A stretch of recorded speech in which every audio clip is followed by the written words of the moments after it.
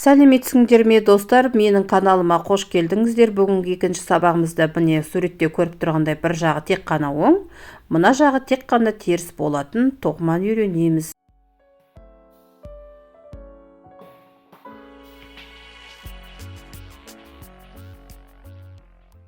Бірінші жолда тек қана оң тоқып шығамыз. Видеода көріп тұрғандай жіп біздің ар жағында тұрады.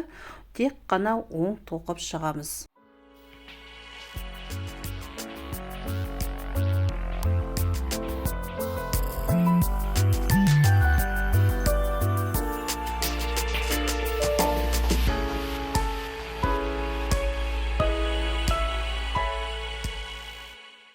Оң тоқу қатары осымен аяқталды.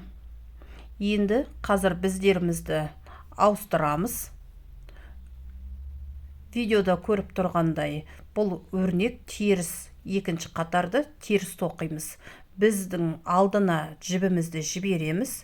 Бірінші ілмегімізді тоқмаймыз. Екінші ілмектен бастап теріс тоқу әдісі міне осылай. Видеода көріп тұрғандай қайталасаңыздар, бұл теріс тоқу әдісі осындай болады екен.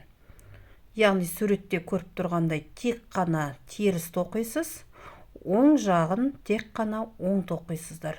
Міне, біраз жыл тоқығаннан кейін өздеріңіз көріп тұрғандай осындай өрнек шыға келеді.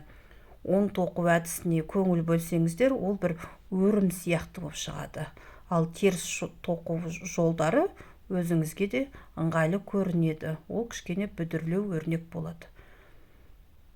Созғанда да ыңғайлы. Арты міне осындай бүдір болып шығады. Бұл теріс тоқу әдісі.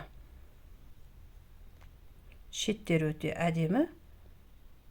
Тек қана оң, тек қана теріс тоқылғанда екі жағы әрине кішкене оралып тұрғандай болып тұрады. Оны қолыңызбен жазасыз, үтіктесеңіз де болады, өзінің қалпына келеді. Міне, осындай үлгі ретінде сіздерге көрсетіп отырмын. Оң, ал мына жағы теріс болып шықты.